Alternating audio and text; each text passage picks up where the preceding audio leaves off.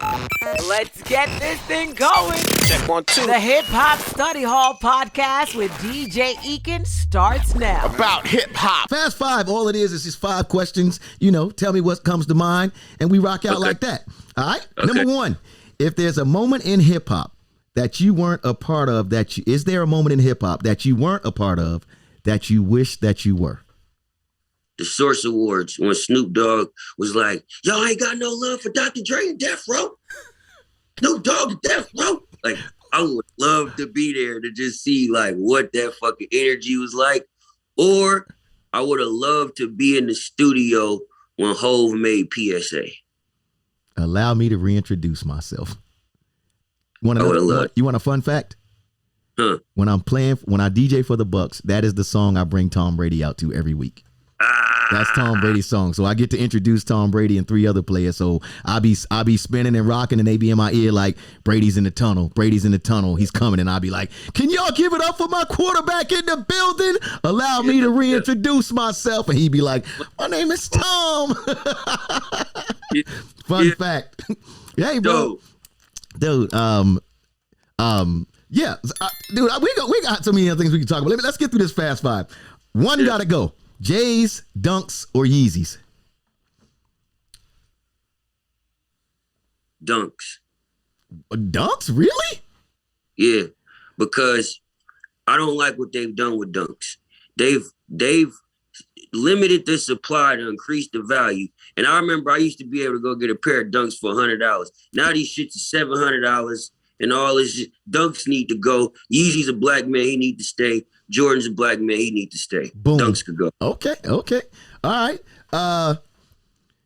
Do you feel like in hip hop we've put too much focus on things other than the actual music? Facts, but that's just not in hip hop. That's a social media thing in life in general.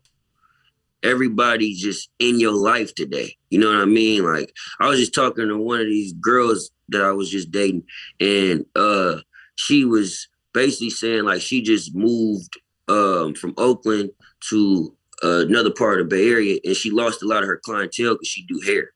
You know what I mean? And she was like, all my people at the shop is telling me to like put my life online and woo, but she just wants it to be about the hair. Right. But it's like, we're not in that time today. It's like people want to know your children. They want to know what you like to eat. They want to know what you are. And it's because they need validation for how they're doing in life. Crazy. Bruh. Bro. If you could tell your 15-year-old self anything, what would it be? Don't be a rapper. Wait. Why not a rapper?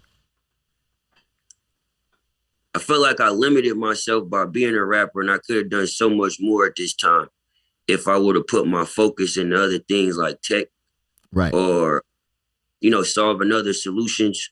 I feel like I could have achieved a lot more, but I love music so much and love rap so much that I'll live with that regret. It's not a regret, but I'll live with that because it's what I love to do. Right. But I do feel I could have been doing a lot more if I wasn't so focused on doing or being a rapper growing up. Got you. Okay. Number 5, one thing about the game that has really surprised you. Ooh. The smoke and mirrors. You know you got to explain that a little bit more. It's not what you see. Like, I'm not gonna air nobody out, so I'll give you a very cliche description, right? I went to the BET Awards, okay, or whatever, right? So as a kid, it's like you watch the awards and you like, oh, this shit is like the littest shit ever. Like the performances, like Beyonce in the front row and like all these people here, right? And you just seeing this shit and everything is so perfect on TV. And then you get there and then you like sitting around for 30 minutes waiting on the next performance. You know what I'm saying? Ain't no food, ain't nothing to drink. Everybody's closed in this one space for 4 to 5 hours. And then after every performance, we all get up and take a picture and fake like we all gonna do some music and we all know each other and we all like each other. And then we go back to our seats and then we wait for 30 minutes and then they do an announcement. And you like, this shit is boring. Right. And if you go out that door, they don't want you to come back in while there's a performance or something going on. You got to stay out there because they closed the door on your ass.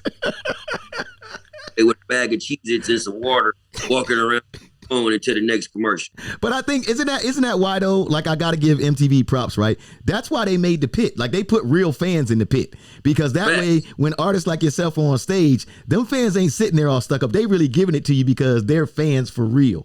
And that's one thing I think that BET, even people in the pit, they telling them 5, 4, 3, 2, and everybody like, right. You know what I mean? So it's just like, damn, I thought these was real people. Like, you know what I mean? I thought this was one thing, but when you get to see it, it's another. So it's and it's not a bad thing at all. It's just actually seeing how it works. You know what I mean? You got an idea of how something works, and then you actually get to see it, and it's like, oh shit, it's not that. So that's one thing I would say surprised me, is like a lot of what goes on behind the scenes that the people don't get to see. Okay. Dude, I appreciate you, man. My man Symba.